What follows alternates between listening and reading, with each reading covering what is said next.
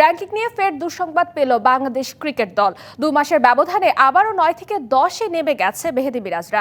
আসন্ন ওয়ানডে বিশ্বকাপে সরাসরি খেলতে হলে 2027 সালের 31 মার্চের মধ্যে সেরা 8-এ উঠতে হবে টাইগারদের। যদিও কাজটা খুব একটা সহজ হবে না, কেননা আসছে বছরে পাকিস্তান, নিউজিল্যান্ড, অস্ট্রেলিয়া, সাউথ আফ্রিকার বিপক্ষে সিরিজ খেলতে হবে বাংলাদেশকে।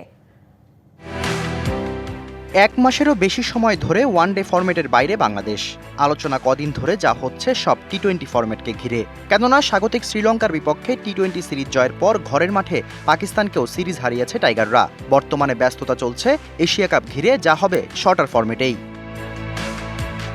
তবে টি-20-র মাঝেই ফের আলোচনায় ওয়ানডে ক্রিকেট। কারণটা র্যাঙ্কিংয়ে 2 মাসের ব্যবধানে আবারও 10-এ অবনমন হয়েছে মেহেদী মিরাজদের। 2 দশক পর গত মে মাসে 10-এ নেমেছিল টাইগাররা।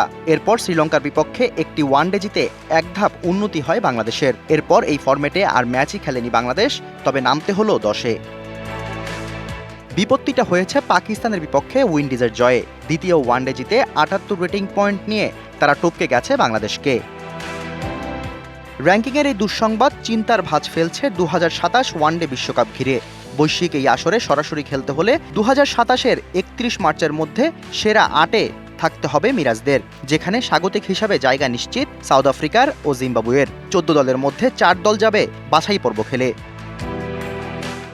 র্যাঙ্কিং উন্নতিতে আসছে বছরটা গুরুত্বপূর্ণ বাংলাদেশের জন্য, কেননা 2026-এ মোট 6 দলের বিপক্ষে ওয়ানডে খেলবে টাইগাররা, যার মধ্যে রয়েছে পাকিস্তান, নিউজিল্যান্ড, অস্ট্রেলিয়া, সাউথ আফ্রিকার মতো দল।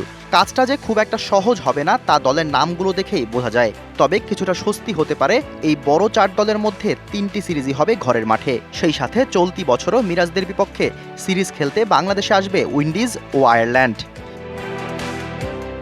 Shahriar Hossain, DBC news desk.